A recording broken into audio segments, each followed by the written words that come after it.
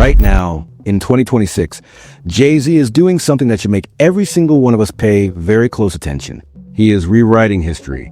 He is trying to control a narrative that has already gotten completely out of his hands.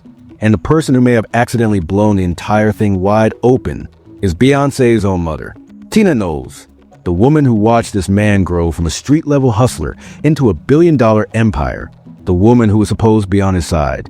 She liked the post, one single Instagram like, and it confirmed everything. Every whisper, every rumor, every connection that Jay-Z has spent years trying to bury. And now he's sitting in a GQ interview talking about uncontrollable anger and heartbreak. While the internet is connecting dots, he hoped nobody would ever connect. Before we go any further, be sure to leave a like and subscribe, because what we are about to get into today is going to make a lot of powerful people extremely uncomfortable. And trust me, you need to see all of it. Let's set the scene properly, because this story does not start with one Instagram like. This story starts much further back, and once you see the full picture, you cannot unsee it. It is December 2024, and a civil lawsuit connected to Diddy's rapidly expanding legal catastrophe has just pulled in one of the most famous names in music history, Jay-Z, Sean Carter, the man who built Roc Nation, the man who married Beyoncé, the man who has spent 3 decades carefully crafting an image of power, intelligence, and untouchability. That lawsuit accused Jay-Z of joining Sean Combs in the assault of a 13-year-old girl at an after-party following the 2000 MTV Video Music Awards. Let that land for a second. A 13-year-old girl, the year 2000, and 2 of the most powerful men in hip-hop history allegedly in the same room. Now, that lawsuit was eventually dropped. 2 months later, the accuser's attorneys acknowledged inconsistencies in her memory. Jay-Z was removed from the case, and Jay-Z immediately positioned himself as a victim of an elaborate blackmail scheme. But here's where the story gets complicated. Here is where things get really interesting. Because even after the lawsuit was dropped, the damage was done. The associations were out in the open. The connections between Jay-Z and Diddy, between Jay-Z and a network of powerful, allegedly predatory men, were no longer just rumors. They were part of the public record. And the timing of all of this mattered enormously, because this was happening right in the middle of the Diddy trial. The Sean Combs criminal case that had already changed the entire conversation about the entertainment industry. The case that had already made people look at every powerful man in hip-hop differently.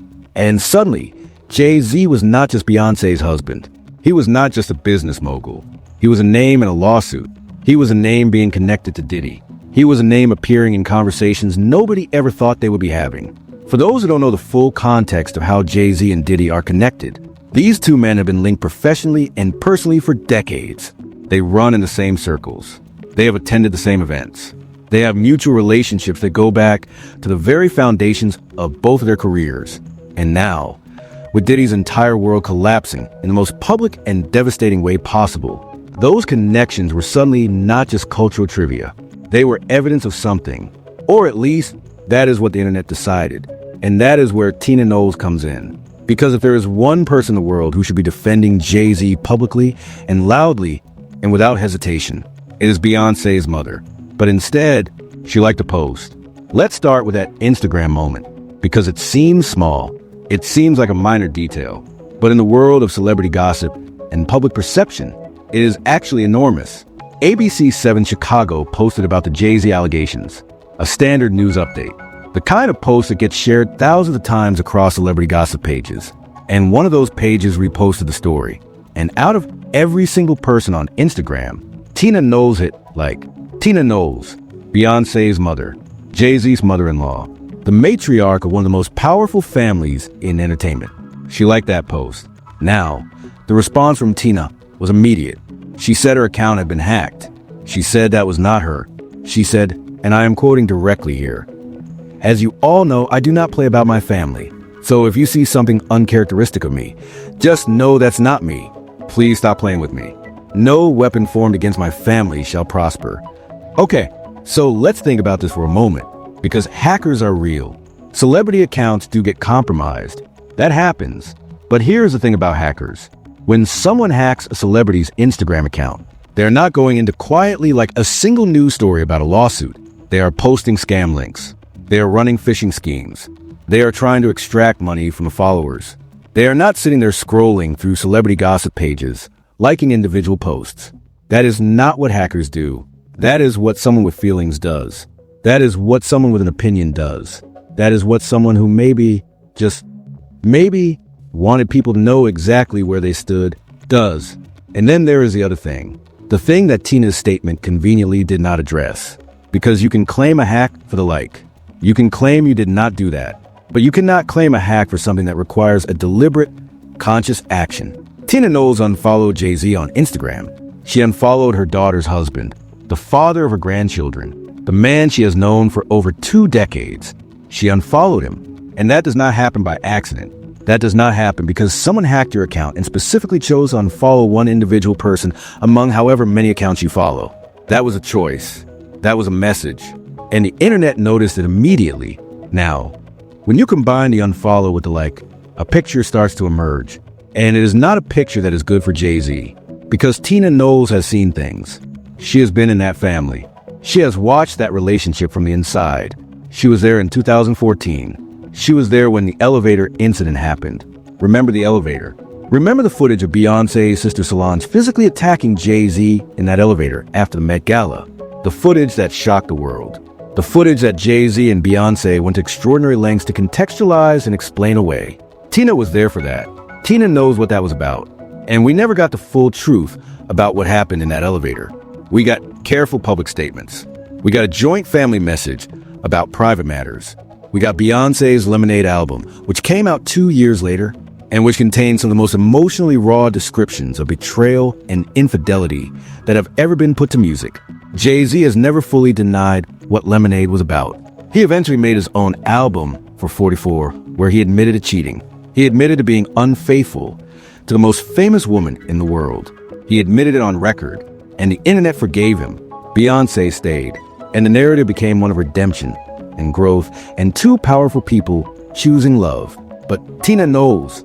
Tina never quite looked the same when she talked about Jay-Z after that. And now she's liking posts about his assault allegations, and unfollowing him, and claiming she was hacked. There's something going on in that family that the public is only getting tiny pieces of. And every piece that comes out makes the picture darker. Let's talk about the GQ interview. Because Jay-Z sat down. He looked at the camera. He talked about uncontrollable anger. And I want to go through what he actually said, because there's a lot happening beneath the surface of those words. He said it was his darkest moment. He said he was heartbroken. He described the period following the Busby lawsuit as one of the most painful things he has ever experienced. And then he said something that made a lot of people stop and rewind. He talked about having rules. He said, and I'm going to be very precise here, he said that even when they were doing bad things, even when they were doing worse things, there were lines. No women, no kids. Those were the rules. He framed this as a code that came from the streets, a moral framework. And on the surface, that sounds like a man defending himself. That sounds like a man saying, even at my worst, I had limits. But listen to what he actually admitted in that moment. He said we were doing bad things. He said we were doing worse things. He acknowledged a period in his life where behavior was bad enough that a code about women and children was necessary. That is not nothing. That is an admission that something was happening. And the question that every single person watching that interview should be asking is, what exactly were the bad things? What exactly were the worst things? Because Jay-Z did not elaborate. He moved past it immediately. He pivoted to talking about morality and integrity and code, but he left that sentence just sitting there, open, unresolved, and the internet grabbed it immediately. Now, let's talk about the legal strategy. Because Jay-Z is not just giving interviews. He is actively litigating. After the original lawsuit was dropped, after the accuser withdrew her claims against him, Jay-Z filed a defamation suit against the woman, against her attorneys. He is going on offense. And his attorney specifically stated that the investigators working for Jay-Z intimidated the accuser into recanting. But here is the thing. The woman's attorneys have pushed back hard on that characterization. They say their client was intimidated. They say pressure was applied. And the woman herself, even after dropping the lawsuit, has maintained that her experience was real. She is standing by her claims, even without a lawsuit, even without legal protection, even knowing what it means to publicly stand against someone with Jay-Z's resources and legal team. She is still saying it happened. And Jay-Z's response to all of this is to sue her. Now, there are 2 ways to read that legal strategy. The first way is exactly how Jay-Z wants you to read it. He is an innocent man who was falsely accused and is now seeking justice. He said it himself. He said he would not settle. He said he would rather fight this publicly than pay $1 to make it go away. He said it had the opposite effect. It made him want to expose a fraud. And that is a very specific thing to say. That is a calculated thing to say. Because it sounds noble. It sounds like righteousness. It sounds like a man who has nothing to hide. But there's a second way to read it. A man with unlimited resources filing a lawsuit against his accuser is not necessarily a sign of innocence. It is a sign of power.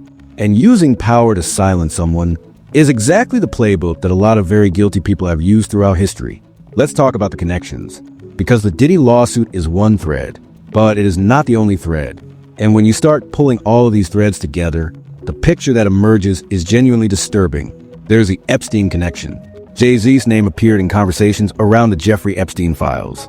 Now, appearing in files is not the same as being charged with something. That is important to say clearly. But in the era we are living in, where the Epstein network reached into nearly every corner of wealth and power, having your name appear in those conversations at all is significant. It raises questions. It demands answers. And Jay-Z has not given those answers. Then there's the Harvey Weinstein connection. The FBI received an anonymous tip. In July of 2019, the caller described an incident from 1996. She claimed she was abducted. She claimed she was drugged. And she claimed that when she came to, Harvey Weinstein and Jay-Z were both present. Now, let me be very clear again. An anonymous FBI tip is not proof of anything. It is an allegation. It is a claim. But 1996 is also the year that Jay-Z released Reasonable Doubt, his debut album, the album he is now celebrating with stadium concerts. And the universe of Harvey Weinstein, the universe of powerful men who protected each other and enabled each other and looked the other way for each other, that universe turned out to be very real. We know that now. We know it because of everything that came out in the years following the Weinstein trial. We know it because of everything that came out in the Diddy trial. These networks are real. These relationships are real. And Jay-Z was in those circles. He was not a peripheral figure. He was at the center. And then there is something else. Something that connects directly to Jay-Z's current business relationships. Pusha T, the rapper who is signed to Roc Nation, Jay-Z's label. There was a tip connected to a 2007 claim involving Harvey Weinstein that also touched on Pusha T's network. Now, I want to be careful here, because I am not saying Pusha T did anything. I am not saying Jay-Z did anything based on this alone. What I am saying is that the web of connections keeps expanding. Every time you think you've found the edge of it, there's another thread, another name, another year, another event.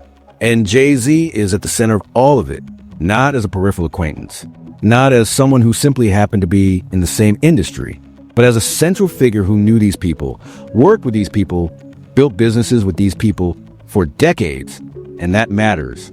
That matters enormously. Now let's talk about what Jay-Z is actually doing right now, because he is not sitting quietly. He is not laying low. He is on offense. He is in GQ. He is announcing stadium concerts. 2 nights at Yankee Stadium, July 10th and July 11th, celebrating the anniversary of Reasonable Doubt and The Blueprint. And when those tickets went on sale, 1.6 million people were reportedly in the queue. 1.6 million. For a man who has barely 1 million Instagram followers. For a man who has not been releasing music. For a man who spent the last year being publicly associated with Diddy and assault allegations and Epstein files. 1.6 million people wanted tickets. And I want to talk about what that actually means, because there are a few explanations. One explanation is bots. It happens. Ticket queues get inflated. Numbers get manipulated. That is a real phenomenon.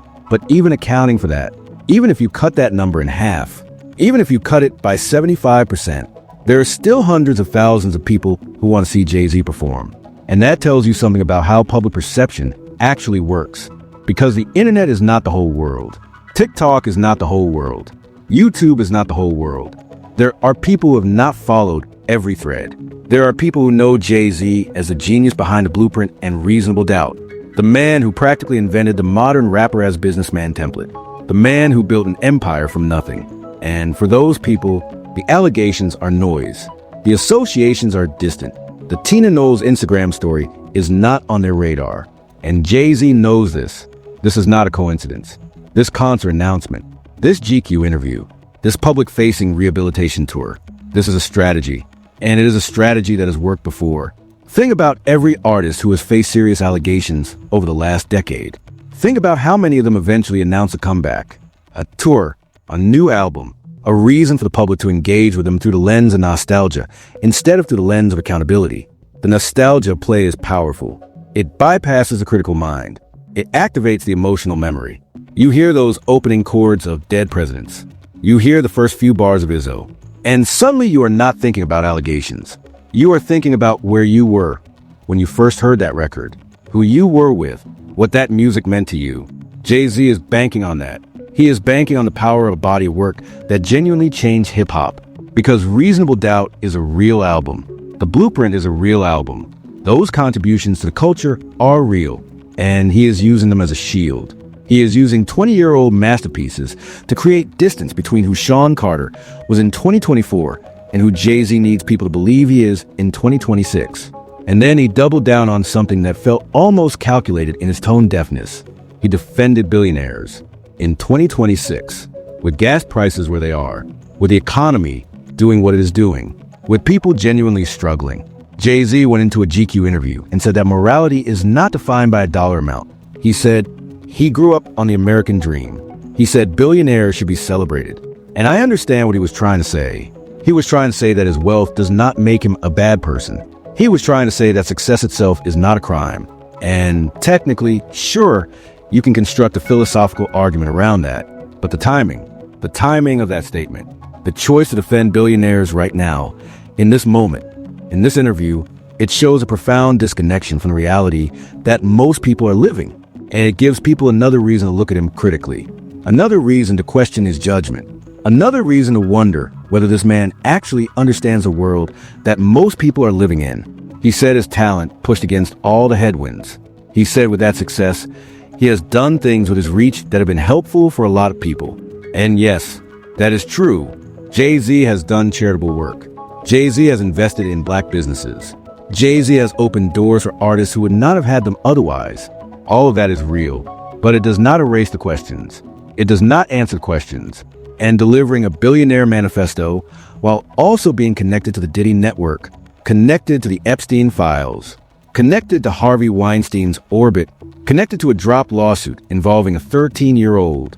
That is a reading of the room that is genuinely stunning. Let's come back to the original lawsuit one more time, because there are details that need to be examined more carefully.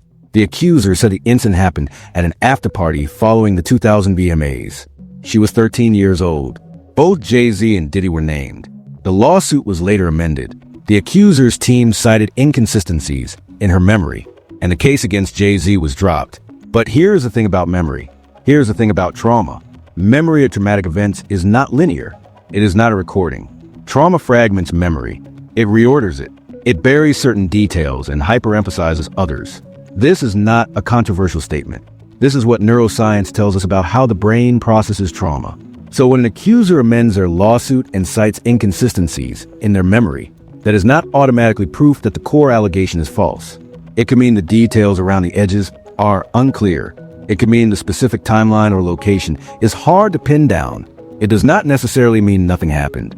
And the accuser is still saying something happened. She withdrew the lawsuit, but she did not recant. She is standing by her experience, even knowing what it cost her, even knowing the power and resources that are now being directed against her in the form of a defamation lawsuit. She is standing by it, and that matters.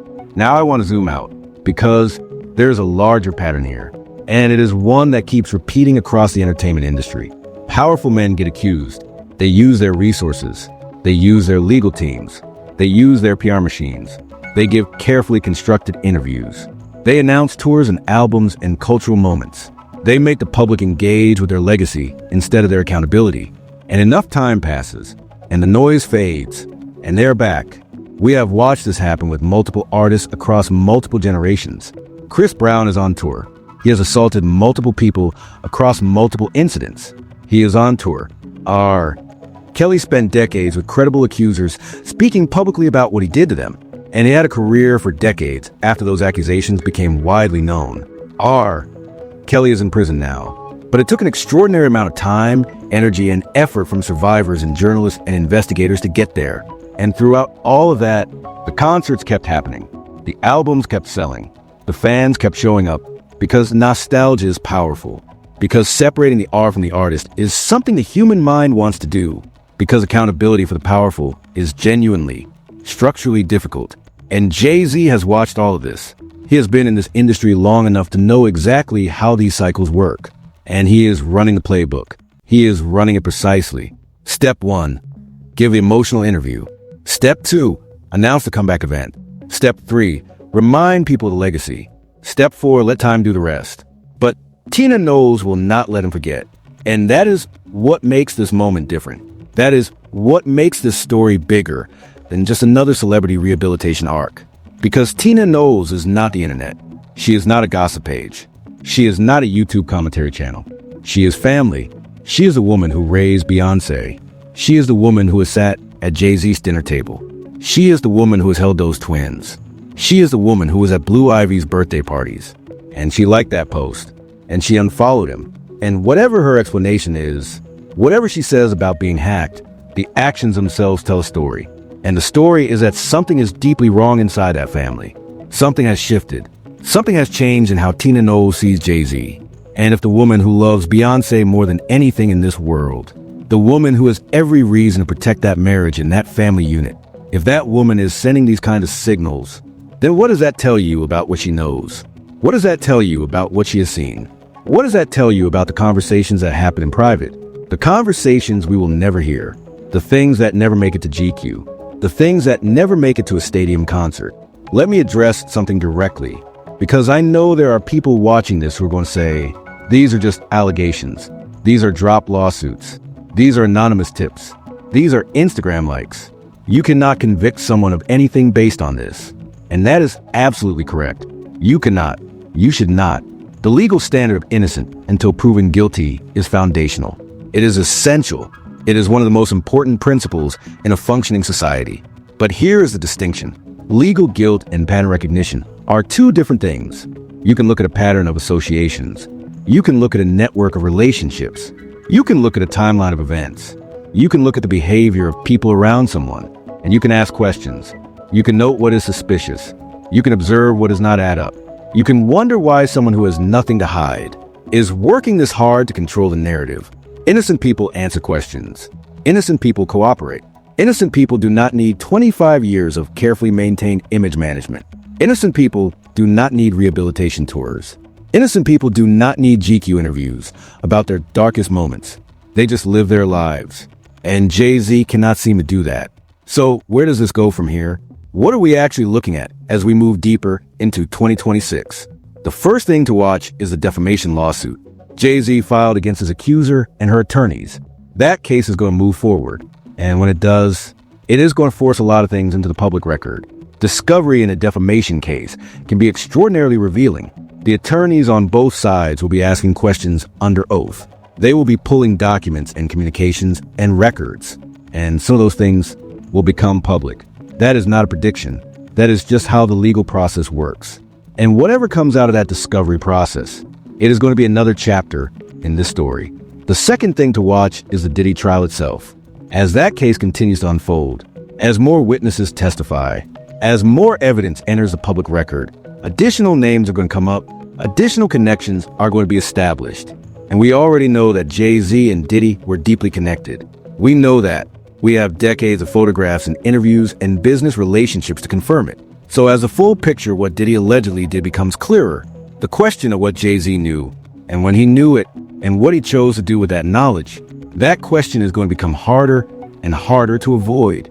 The third thing to watch is Beyoncé, because through all of this, Beyoncé has been largely silent. She has not defended Jay-Z publicly in any meaningful way. She has not stood beside him in an interview. She has not released a statement. She has not shown up to the GQ photo shoot. And for a woman of Beyoncé's stature, for a woman who controls her image with the precision of a military operation, that silence is deliberate. What that silence means is something only she knows, but it is being noticed.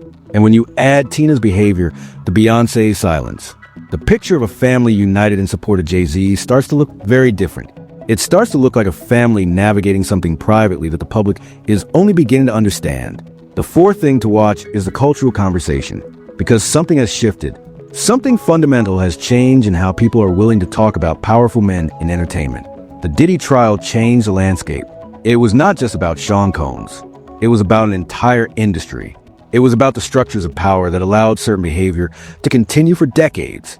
And now people are applying that same lens to every powerful figure in that world. Jay-Z has never faced that lens before. Not fully. Not at this level. He has always been able to stay one step ahead of the narrative. But the narrative is faster now. The internet is faster. The accountability pressure is different. And a single Instagram like from Beyoncé's mother in 2026 hits differently than it would have hit 5 years ago. Everything hits differently now, and that is not going away. Jay-Z can do 1,000 concerts. He can give 100 GQ interviews. He can offend billionaires and quote street morality and talk about his darkest moments. And the questions are still going to be there, still waiting, still getting louder. Because Tina Knowles accidentally confirmed what a lot of people already suspected, that behind the empire, behind the catalog, behind the carefully constructed mythology of Sean Carter, something is not right, and everyone close enough to see it clearly is acting accordingly. And so, with all of that said, I want to hear from you. What do you think about Tina Knowles and that Instagram like? Do you believe she was hacked? Or do you think she was sending a message? What does it mean that Beyoncé has been completely silent through all of this? Do you think the defamation lawsuit Jay-Z filed against his accuser is a sign of innocence or a show of power? And what do you think this concert announcement at Yankee Stadium is really about? Is this a genuine celebration of a legendary catalog? Or is this a calculated reputation rescue? Let me know everything in the comments below. I read every single one. And if you made it to this point in the video, first of all, thank you. Genuinely. I cannot tell you how much it means that you trusted me with your time today. Be sure to leave a like and subscribe if you have not already. It helps this channel more than you know. It keeps these conversations happening. And these conversations need to keep happening. Because somebody has to keep asking the questions. Somebody has to keep connecting the dots. And as long as you are here, we're going to keep doing exactly that. But in the meantime, if you want to see how the Diddy trial is reshaping everything we thought we knew about the music industry and pulling in names that nobody saw coming, you are not going to want to miss the next one. Check out the suggested video, and I will see you there.